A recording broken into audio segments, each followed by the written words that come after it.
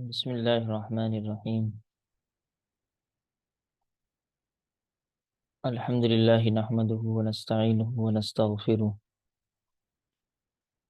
ونعوذ بالله من شرور أنفسنا ومن سيئات أعمالنا. من يهده الله فلا مضل له ومن يضلل فلا هادي له، ونشهد أن لا إله إلا الله وحده لا شريك له، ونشهد أن سيدنا ومولانا محمدا عبده ورسوله، وصلى الله تعالى عليه وعلى آله وأصحابه وبارك وسلم تسليما. أما بعد،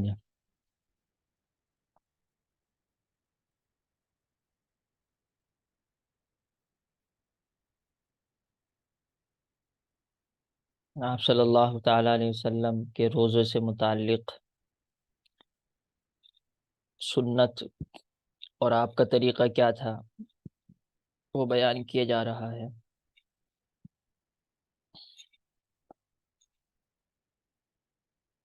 کیا حضور صلی اللہ تعالیٰ علیہ وسلم روزے رکھنے شروع کرتے تو اتنے رکھتے کہ یہ گمان کرتا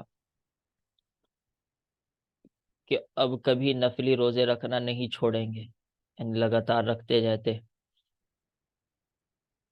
اور جب نفلی روزے چھوڑتے تو میں گمان کرتا کہ اب کبھی آپ نفلی روزے نہیں رکھیں گے۔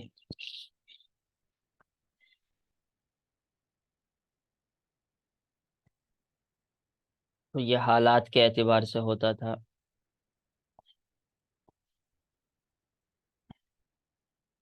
لگاتار نفلی روزے رکھنے بھی اس اعتبار سے سنت ہیں، لیکن ماں باپ کی اجازت ہی کے بعد نفلی روزے رکھے جائیں گے، اور عورت کے لیے شادی کے بعد شوہر کی اجازت کے بعد ہی نفلی روزہ رکھا جائے گا۔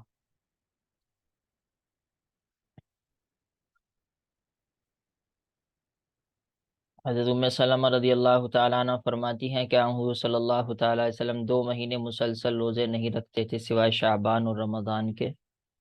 کہ شعبان میں بھی کثرت سے روزے رکھتے تھے تو ایسا محسوس ہوتا تھا کہ جیسے 2 مہینے لگاتار روزے رکھے ہوں۔ ہمارے یہاں پر تو روزوں کی کوئی عام طور پر ذکر ہی نہیں آتا، مرد تو بالکل بھی روزے نہیں رکھتے نفلی، عورتیں کچھ ہیں جو روزے رکھ لیتی ہیں۔ لیکن ان حدیثوں سے پڑھ کر معلوم ہوتا ہے کہ آپ صلی اللہ تعالیٰ علیہ وسلم روزوں کا کتنا اہتمام فرمایا کرتے تھے، کہ نفلی روزے بھی 1 1 مہینے تک رکھ لیا کرتے تھے۔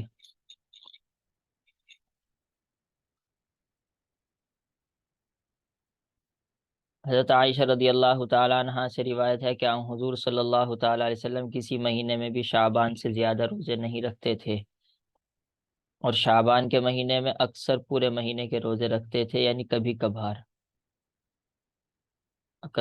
یعنی کبھی کبھار چھوڑ دیا کرتے تھے شعبان کے روزے، یعنی پورے مہینے کے نہیں بلکہ اکثر کے رکھتے تھے۔ تو شعبان کے مہینوں کی اس سے فضیلت ہو گئی۔ شعبان کا مہینہ رمضان سے پہلے آتا ہے۔ حضرت اللہ بن مسعود رضی اللہ تعالیٰ عنہ سے روایت ہے کہ حضور صلی اللہ تعالیٰ علیہ وسلم ہر مہینے میں تینوں ایام بیز، یعنی سفید دنوں کے روزے رکھتے تھے، اور یہ چاند کی 13 14 اور 15 تاریخ ہے، کیونکہ ان دنوں میں چاند کی روشنی بہت زیادہ ہوتی ہے، اس وجہ سے ان کو ایام بیز کہتے ہیں۔ تو ان 3 کے روزے رکھنا بھی سنت ہے، اور جمعے کے دن کم ہی افطار کرتے تھے۔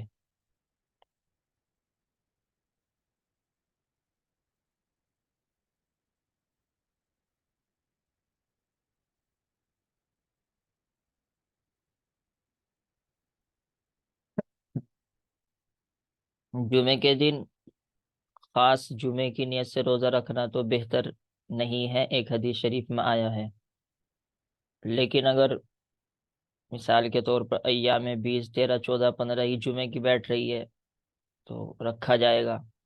یا کوئی پہلے سے روزے رکھتے آ رہا ہے، اس نے طے کیا ہے کہ 1 ہفتے روزے رکھوں گا، اب بھی جمعے کا روزہ رکھا جائے گا۔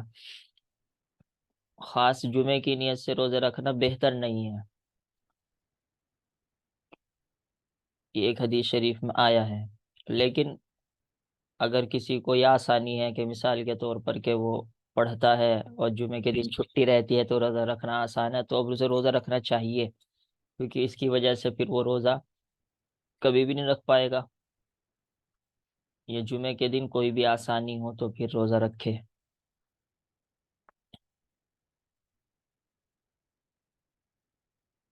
حضرت عائشہ رضی اللہ تعالیٰ عنہا سے روایت ہے کہ حضور صلی اللہ تعالیٰ علیہ وسلم ایک مہینے میں ہفتہ اتوار پیر کے اور دوسرے مہینے میں منگل بدھ اور جمعرات کے روزے رکھتے تھے۔ یہ الگ الگ طرح کی حدیث آئیں گی، کہیں ایام بیز آئے گے، کہیں پیر اور جمعرات آئے گا، کہیں یہ آیا ہے جو آپ کے سامنے ہے۔ تو کیونکہ 10 سال کی زندگی مدینہ منورہ کی ہے تو الگ الگ طرح کی حالتیں آئی ہیں، تو آدمی جس حدیث پر بھی عمل کرے سنت پر عمل ہو جائے گا۔ یہ جو مشہور ہے پیر جمعرات، تو ٹھیک ہے پیر جمعرات کا ہے، لیکن یہ نہیں ہے کہ اللہ کے رسول صلی اللہ علیہ وسلم پوری زندگی پیر جمعرات کے روزے رکھتے تھے، یہ مطلب نہیں ہے۔ جیسے اس میں یہاں پر آ گیا دیکھو، ہفتہ اتوار پیر کے رکھے اور دوسرے مہینے میں منگل بدھ اور جمعرات کے روزے رکھے۔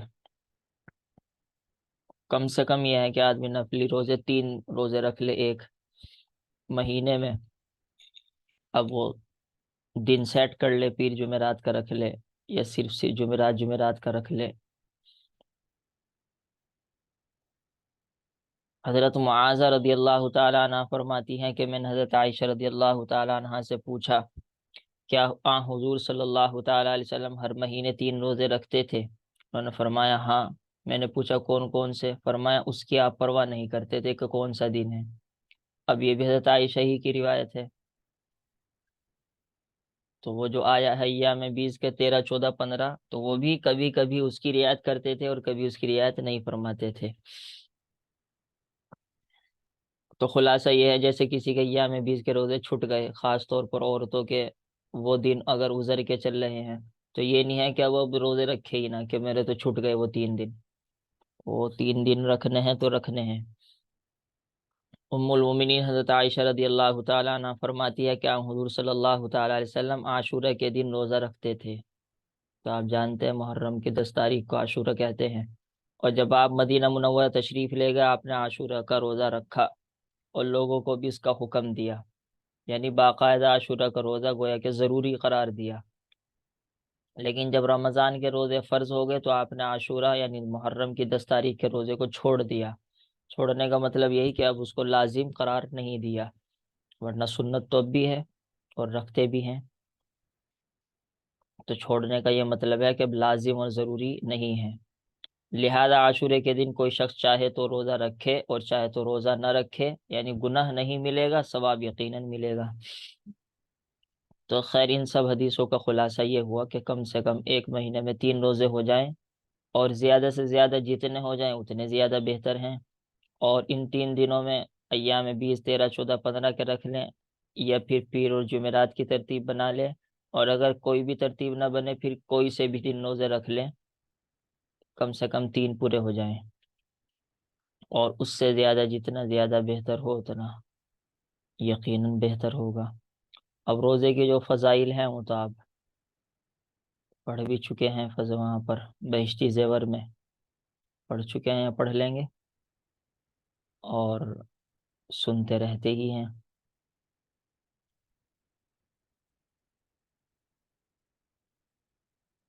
خاص طور پر جب کوئی پریشانی اور مصیبت آتی ہے، یعنی کوئی کام اللہ تعالیٰ سے کروانا ہوتا ہے، تو اس میں روزہ رکھنا، 3 دن آدمی یہ کام کرے، 3 دن روزے رکھے، 3 دن تہجد پڑھے انہی 3 دنوں میں، اور انہی 3 دنوں میں صدقہ کرے جتنی بھی گنجائش ہو زیادہ سے زیادہ، تو پھر وہ کام انشاءاللہ اللہ تعالیٰ آسانی سے پورا فرما دیتے ہیں۔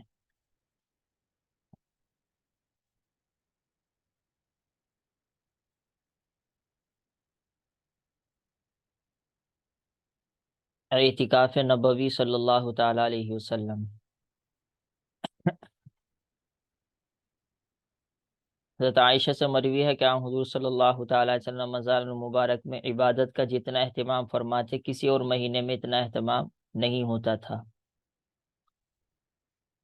سب جانتے ہیں رمضان میں سب سے زیادہ عبادت آپ صلی اللہ تعالی علیہ وسلم کرتے تھے۔ مسند احمد ہی میں حضرت عائشہ سے روایت ہے کہ حضور صلی اللہ تعالی علیہ وسلم 20ویں تاریخ تک نماز بھی ادا فرماتے تھے اور سوتے بھی تھے، یعنی 20 رمضان تک پوری رات آپ نہیں جاگتے تھے۔ کیوں؟ اس لیے کہ دن میں پوری ذمہ داری ادا کرنی ہے سارے صحابہ کی، پر کہ پورے اسلام کی ذمہ داری آپ صلی اللہ تعالی علیہ وسلم پر تھی۔ اب ہماری طرح تو ہے نہیں کہ بھائی رات کو جاگتے رہے اور صبح کو پھر سوتے رہے ظہر تک، ہمارا تو چل جاتا ہے۔ تو اگر کوئی اس طریقے سے پوری رات جاگے تو یہ کوئی سنت کے خلاف نہیں ہے، آپ صلی اللہ تعالی علیہ وسلم کی تو مجبوری تھی، اور ویسے بھی ایک عام آدمی یہ کر بھی نہیں سکتا کیونکہ اسے دن میں کام کرنا ہوتا ہے، لیکن اللہ نے جس کے لیے آسانی کی ہے وہ رات کو جاگے اور صبح کو سوئے رمضان میں، تو یہ اچھا طریقہ ہے۔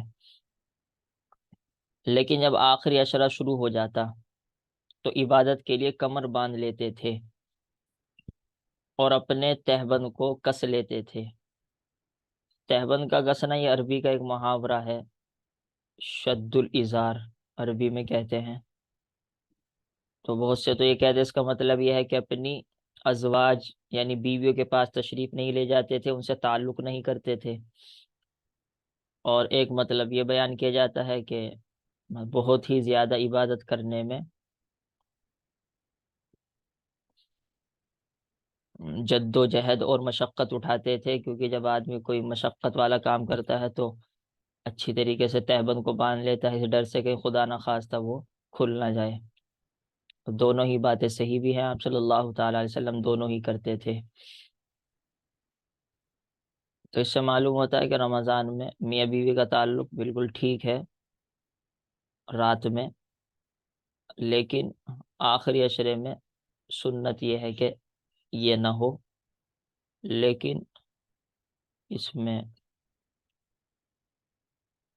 شوہر کی اصل بات کا اعتبار ہوگا، کیونکہ اگر شوہر حکم دیتا ہے تو بیوی کو تو مجبور ہو کر یہ کرنا پڑے گا، وہ یہ نہیں کہہ سکتی کہ سنت یہ ہے یہ ہے یہ ہے، کیونکہ اب اس کو حکم ماننا ضروری ہو گیا۔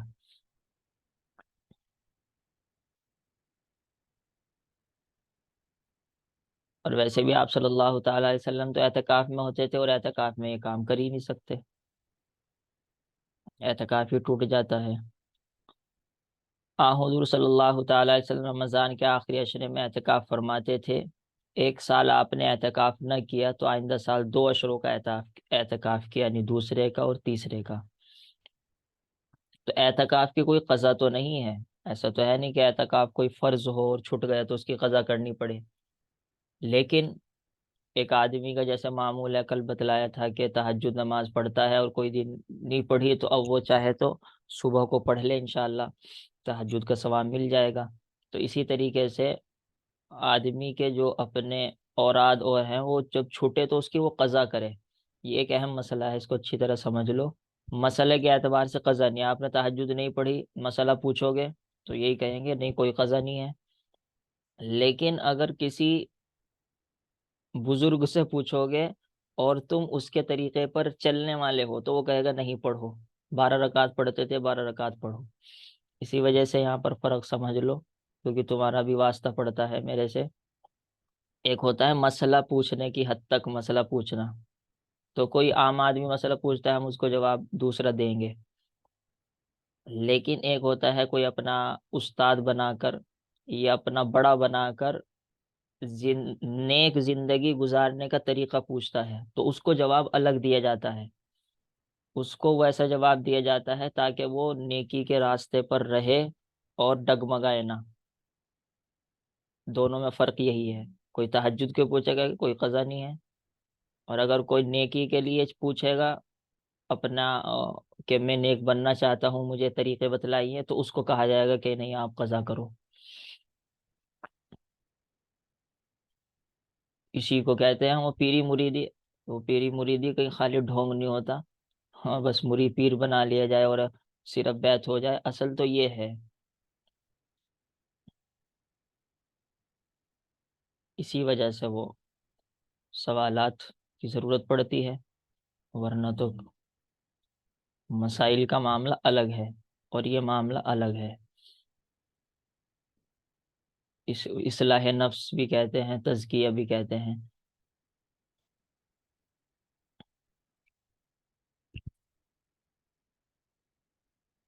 ابن ماجہ میں حضرت ابو سعید خدری سے روایت ہے کہ حضور صلی اللہ تعالی علیہ وسلم نے ایک سال رمضان کے پہلے عشرے میں اعتکاف کیا، پھر آپ نے درمیان والے عشرے میں بھی اعتکاف کیا.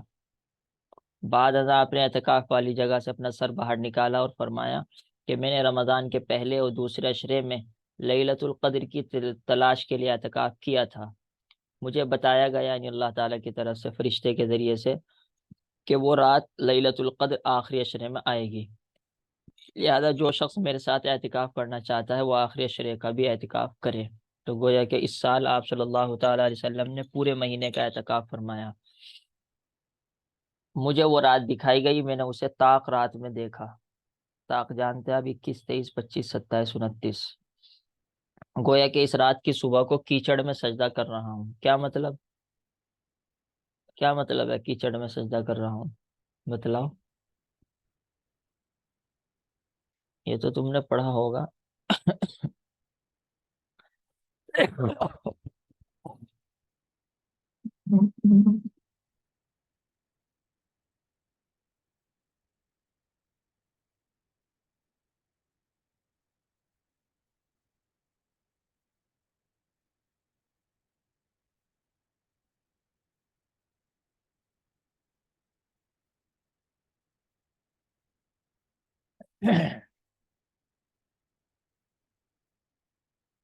اعتکاف میں عورت کا مسئلہ آتا ہے تو سب جانتے ہیں کہ عورت اپنے گھر میں ہی اعتکاف کرے گی. جو جگہ نماز کے لیے متعین ہے وہاں پر اعتکاف کر لے، یا جگہ متعین نہیں ہے تو اس ٹائم جگہ متعین کر لے اور وہاں پر اعتکاف کرے. اور پورا کمرہ ہی اصل اس کا اعتکاف کا مانا جائے گا. اس ٹائم وہ اعتکاف کے ٹائم پورا کمرے کو متعین کر لے، لیکن زیادہ اس خاص مقام پر بیٹھے جہاں پر نماز پڑھتے ہیں.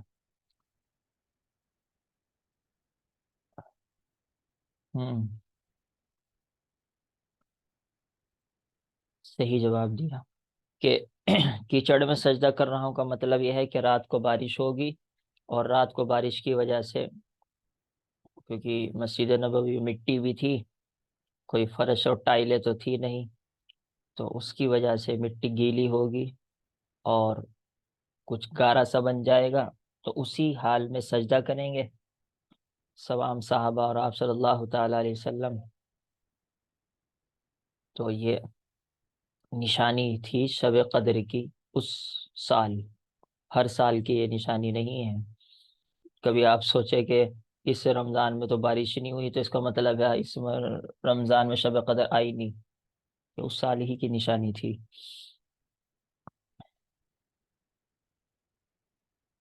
چنانچہ صحابہ کی کرام رضوان اللہ تعالی علیہ مجمعین نے 21ویں رات ہی کی صبح کو دیکھا کہ رات کو بارش ہوئی اور مسجد کی چھت سے پانی ٹپکا. تو آگے لکھا ہوا ہے، اور حضور صلی اللہ تعالی علیہ وسلم نے کیچڑ میں سجدہ کیا اور آپ کی ناک اور پیشانی خاک آلود تھی. خاک آلود کا مطلب یہ ہے کہ مٹی اس پر لگی ہوئی تھی. تو اعتکاف کا اہتمام کرنا چاہیے. عورتوں کے لیے بہت ہی آسان ہے گھر کا اعتکاف کرنا، اور عورتوں کے لیے بہت سی سہولتیں ہیں. مسئلہ تو نہیں بتاتا میں، لیکن کسی کو اگر اعتکاف کرنا ہو اور گھر کے کام بھی کرنے ہوں تو وہ بھی پوچھ لینا.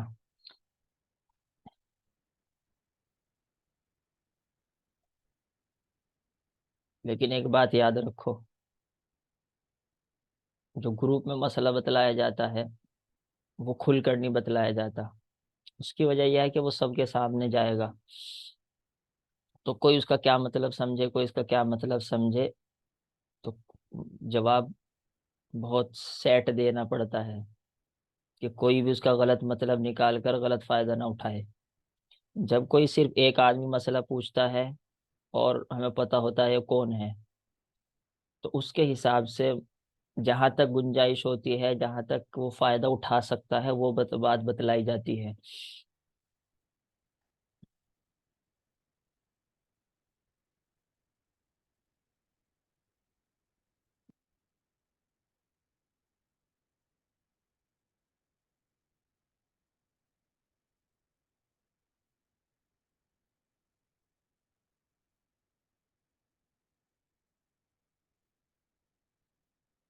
کیا بات چل رہی تھی؟ ہاں، یہ یہاں پر یہ بات غور کرنے کی ہے کہ آپ صلی اللہ تعالی علیہ وسلم کی پیشانی مبارک، جس کے سامنے کعبہ بھی ایک طریقے سے مرجو ہے اور مٹی میں سجدہ کر رہے ہیں اللہ تعالیٰ کی عبادت کرنے کے لیے، اور مردوں کا بھی حال یہی ہے کہ عورتوں کا بھی حال یہی ہے، اچھے سے کپڑے پہن رکھے ہوں اور نماز پڑھ رہے ہوں تو کپڑے ہی دیکھتے رہتے ہیں کہ گردہ نہ لگ جائے اور یہ نہ لگ جائے۔ اور عورتوں کے بارے میں سنا ہے وہ میک اپ وغیرہ کرتے ہیں، پھر تو وہ نماز ہی نہیں پڑھتی، کیونکہ وضو کریں گے تو میک اپ خراب ہو جائے گا، نعوذ باللہ۔ اور اچھی اچھی عورتیں کے بارے میں، لڑکیوں کے بارے میں بلکہ جب ان کی شادی ہوتی ہے یا وہ شادی میں جاتی ہے تو ان کی ایک آدھی نماز چھوٹ جاتی ہے، حرام ہے حرام۔ اگر کہیں نماز کا چھوٹنا یقینی ہے، قضا ہو جائے گی، وہاں جانا بھی ناجائز اور حرام ہوگا کہ اس کی وجہ سے تمہاری نماز کا چھوٹنا یقینی ہو رہا ہے۔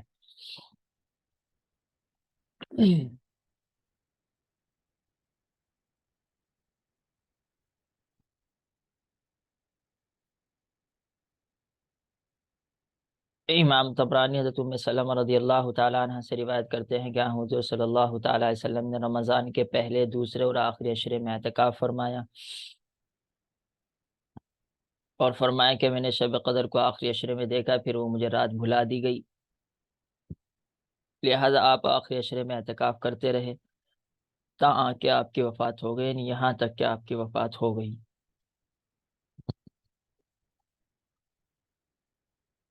تو مسئلے مسائل اور بہت زیادہ باتیں تو مسائل کی کتابوں ہی میں آپ کو ملے گی۔ لو بھائی، آپ کی کتاب پوری ہو گئی ہے ماشاء اللہ تعالی۔ ربنا تقبل منا، ربنا تقبل منا،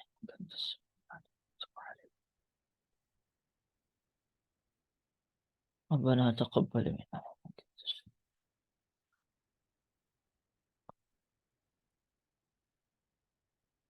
ربنا تقبل۔